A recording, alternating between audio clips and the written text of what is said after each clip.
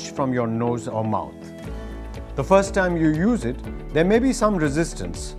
So press the trigger firmly to spray a short burst of oxygen while breathing deeply for 1 to 2 seconds. Repeat these steps 4 to 5 times or as required. Use it till the oxygen level touches 99%. Sometimes emergencies can happen when you least expect them. So if you find yourself or others in a serious medical condition, don't panic.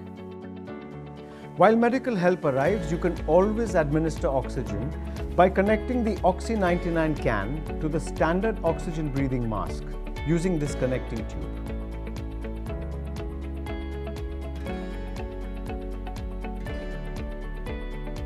You need to keep in mind lifestyle, sleeping pattern and stress affect our oxygen levels every day, which is why you need to monitor it and use OXY99 regularly.